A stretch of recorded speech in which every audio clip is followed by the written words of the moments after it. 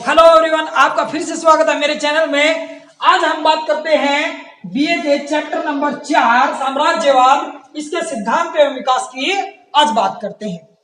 जब यूरोपीय देशों में पुनर्जागरण और धर्म आंदोलन के कारण नए बदलाव हुए, कौन से हुए? धार्मिक, राजनीतिक और सामाजिक जागरण हुए, जिससे लोग जागृत हुई, उसे एक आधुनिक युग की शुरुआत हुई और जिसका नेतृत्व यूरोप और यूरोपीय देश कर रहे थे। अब इंग्लैंड और अन्य यूरोपीय देशों ने कृषि और उद्योग के क्षेत्र में काफी उन्नति की, कृषि तथा उद्योग के क्षेत्र में काफी उन्नति की, जिसके कारण क्या हुआ? कृषि क्रांति और औद्योगिक क्रांति हुई। अब कृषि क्रांति और औद्योगिक क्रांति ने किसको जन्म दिया? पूंजीवाद प्रथा को जन्म दिया, यानी पूंजीवाद प्रथा का चलन हो गया। अब पूंजीवाद प्रथा का चलन होने से जो यूरोपीय देश थे, उनमें बनाने के लिए कच्चा माल व निर्मित माल बेचने के लिए जगह चाहिए थी। अब यूरोपीय देशों ने कच्चा माल लेने के लिए और जो निर्मित माल है, कच्चे माल से जो निर्माण करेंगे, जो उत्पादन बनेगा, उसको बेचने के लिए आवश्यक देशों की जरूरत पड़ने लगी, क्योंकि यूरोपीय देशों में तो पहले ही आयात की अपेक्षा निर्यात पर ज्यादा कर दे रहे थे, तो उस पर ज्यादा मुनाफा नहीं हो रहा था। तो उन्होंने क्या किया कि अपना ध्यान एशिया महाद्वीपों की तरफ किया, क्योंकि अफ्रीका और एशियाई महाद्वीपों में अभी तक वैज्ञानिक तकनीक का आविष्कार नहीं हुआ था। वे सब मध्यकालीन पद्धति पर ही कार्य कर रहे थे, जिसके कारण उनमें ज्यादा विकास नहीं था। अब क्या हुआ? जो यूरोपीय देश थे, उन्होंने एशिया तथा अफ्रीकन महाद्वीपों के साथ संबंध स्थापित करने शुरू कर दिए। अब धीरे धीरे उन्होंने व्यापारिक संबंध स्थापित किए, फिर राजनीतिक, फिर आर्थिक, फिर उन पर कब्जा करने लगे। और जो कब्जे करने की उनकी नीति थी, वह साम्राज्यवाद कहलाई। अब साम्राज्यवाद की परिभाषाएं क्या है, यानी साम्राज्यवाद एक्चुअल में कहते किसे हैं? अब साम्राज्यवाद की परिभाषा क्या है, या साम्राज्यवाद कहते किसे हैं? तो साम्राज्यवाद किसी भिन्न प्रजाति वाले देश पर किसी दूसरे देश के राजनीतिक, आर्थिक एवं सामाजिक नियंत्रण को साम्राज्यवाद कहा जाता है। कि भाई एक प्रजाति के देश को दूसरे देश की प्रजाति पर जो शासन किया जाता है, जिसमें राजनीतिक हो, आर्थिक और सामाजिक रूप से शासन किया जाता है, उसे साम्राज्यवाद कहते हैं। अब कई इतिहासकारों ने भी साम्राज्यवाद की परिभाषाएं दी है, जैसे पार्कर टी मून ने। अब पार्कर टी मून के अनुसार साम्राज्यवाद का अर्थ है गैर यूरोपीय जातियों, यानी जो एशिया या अफ्रीका जातियां थी, पर उनसे सर्वथा भिन्न यूरोपीय राष्ट्रों के शासन है। साम्राज्यवाद का अर्थ क्या बताया उन्होंने? कि गैर यूरोपीय जातियों पर उनसे सर्वथा भिन्न, यानी उनसे जो अलग है यूरोपीय राष्ट्र, उनका शासन। दूसरी, चार्ल्स एबेर्ड के अनुसार सभ्य राष्ट्रों की कमजोर एवं पिछड़े देशों पर शासन करने की इच्छा व नीति साम्राज्यवाद कहलाती है।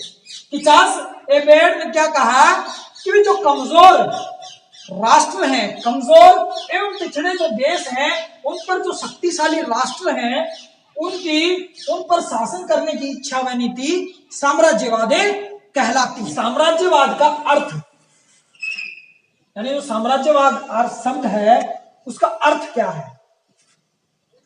सम्राट व बड़े राज्य का स्वामी। साम्राज्यवाद का क्या अर्थ है? सम्राट व बड़े राज्य का स्वामी।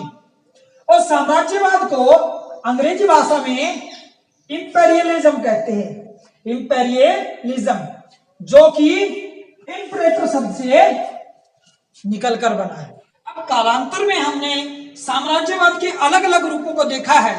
अब साम्राज्यवाद के अध्ययन के लिए उसे 3 भागों में विभाजित किया गया है। कि साम्राज्यवाद को 3 भागों में बांटा गया है।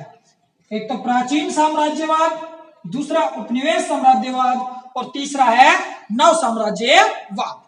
तो पहला पढ़ते हैं हम प्राचीन साम्राज्यवाद।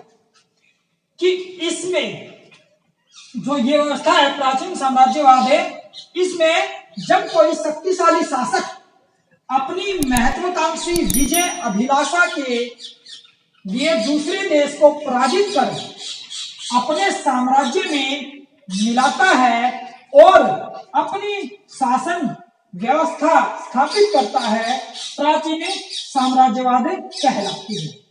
प्राचीन साम्राज्यवाद क्या है?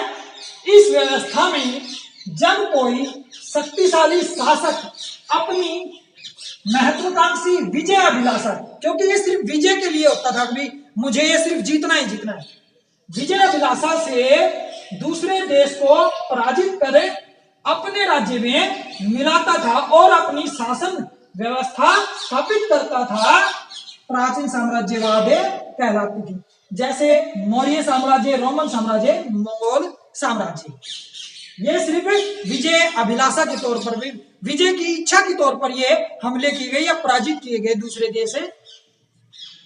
दूसरा है उपनिवेशवाद।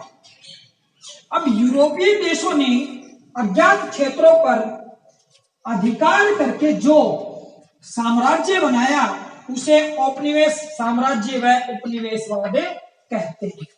कि जब यूरोपीय क्षेत्रों में पुनर्जागरण हुआ, उनमें जागृति आई, तो उन्होंने क्या किया कि दूसरे राष्ट्रों पर हमला करके जो अज्ञात थे, जैसे एशिया और अफ्रीकन महाद्वीप थे, उनके अज्ञात क्षेत्रों पर अधिकार करके अपना साम्राज्य स्थापित किया, उसे औपनिवेशिक साम्राज्य और या उपनिवेश कहते हैं।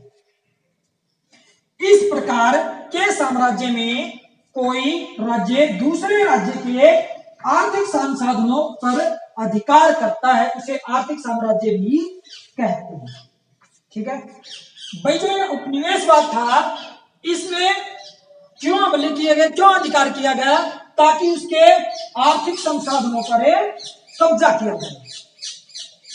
यूरोपीय देशों ने एशियाई महाद्वीपों पर या अफ्रीकी महाद्वीप पर इसलिए कब्जा किया ताकि उनके आर्थिक संसाधनों पर कब्जा किया जाए और उसे आर्थिक रूप से कमजोर करके खुद को आर्थिक रूप से मजबूत बनाया जाए।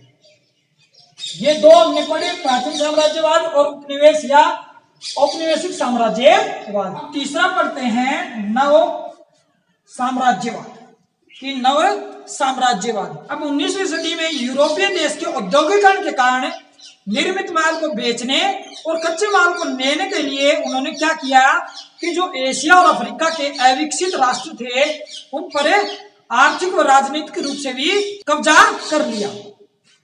तो नव साम्राज्यवाद क्या है कि जब कोई राष्ट्र दूसरे राष्ट्र के आर्थिक, राजनीतिक व सांस्कृतिक संसाधनों पर अपना अधिकार कर लेता है, उसे नव साम्राज्यवाद कहते हैं। कि जब कोई राष्ट्र दूसरे राष्ट्र के आर्थिक, राजनीतिक और सांस्कृतिक संसाधनों पर अधिकार कर लेता है तो नव साम्राज्यवाद कहलाता है। और इसका एक नया स्वरूप भी आगे हमें देखने को मिलता है कि एक राष्ट्र दूसरे राष्ट्र की आर्थिक नीतियों को प्रभावित करते हैं।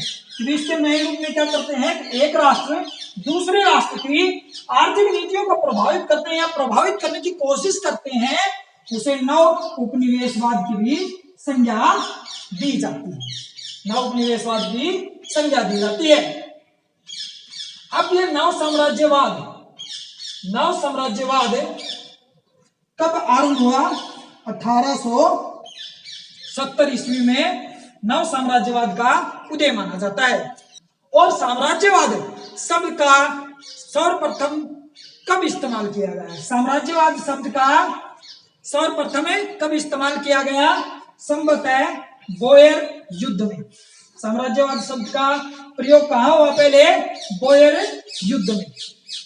तो यह हमने पढ़ा है कि साम्राज्यवाद की परिभाषाएं क्या है, साम्राज्यवाद क्यों आया और साम्राज्यवाद को कितने भागों में बांटा गया है, उनकी परिभाषाएं।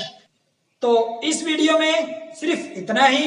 वीडियो पसंद आई हो तो लाइक करें, शेयर करें और सब्सक्राइब जरूर करें ताकि हमारी वीडियो सबसे पहले आपके पास पहुंचे। वीडियो देखने के लिए धन्यवाद। आपका दिन शुभ हो। जय हिंद, जय भारत।